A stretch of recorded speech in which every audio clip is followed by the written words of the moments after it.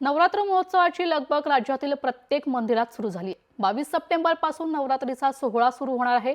पंढरपूरच्या श्री विठ्ठल रुक्मिणी मंदिरामध्ये देखील नवरात्र महोत्सव साजरा करण्यासाठी तयारी सुरू आहे। नवरात्रमध्ये रुक्मिणी मातेला विविध प्रकारचे पारंपरिक आणि ऐतिहासिक अलंकार परिधान केले जातात।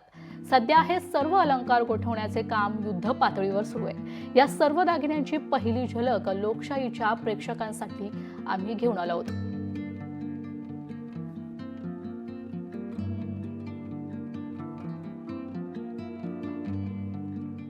पाहुयात कोणकोणते मौल्यवान आणि ऐतिहासिक दागिने रुक्मिणी मातेला नवरात्री काळामध्ये परिधान केले जाणार आहे आणि याचाच आढावा घेतलाय आमचे प्रतिनिधी अभिराज उबाळे यांनी।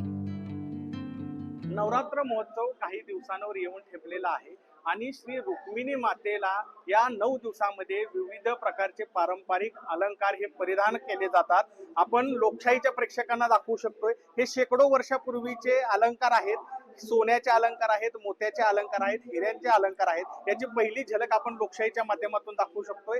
हे अलंकार नवरात्रीमध्ये रुक्मिणी मातेला परिधान केले जातात आणि सध्या हे अलंकार गाठवण्याचं काम या ठिकाणी सुरू आहे। याची स्वच्छता केली जाते। कुठे डागडुजी करण्याची गरज आहे का ते देखील या ठिकाणी करण्याचं काम इथे या ठिकाणी पारंपरिक पद्धतीने गेली 40 वर्ष झालं करणारे सोनार देखील यावेळेस उपस्थित आहेत। मंदिर समिती पटवेकरी आणि मंदिर समितीचे कार्यकारी अधिकारी राजेंद्र शेळके साहेब आपल्या सोबत आहेत। साहेब, काय नियोजन चालू आहे आणि कसं कार्यक्रम असणार? आपण हे पाहताय की हे सर्व जे दागिने आहेत ते पुरातन कालीन राजे महाराजांनी दिलेले दागिने आहेत। आपण पाहिले तर या दागिन्यांमध्ये हिरे आहेत, माणिक, मोती, त्याचप्रमाणे सोन्याचे दागिने आहेत। त्यामध्ये आज आता आपण गोठवण्याचं काम सुरू केलेलं आहे। काही ठिकाणी डागडुजी करण्याची गरज आहे ती सुद्धा आपण करून घेतो।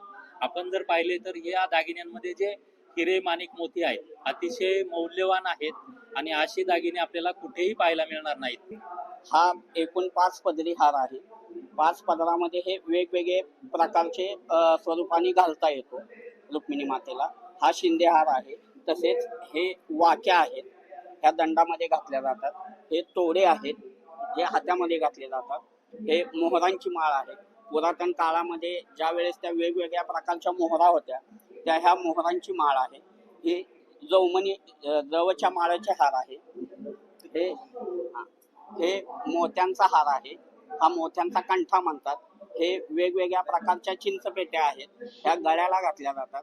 वेगवेगळ्या पूजा घातल्यानंतर किंवा वेगवेगळे सण उत्सव असतात त्यावेळी रुक्मिणी मातेला हे अलंकार परिधान केले जातात। अभिराज उबाळे, लोकशाही मराठी, पंढरपूर।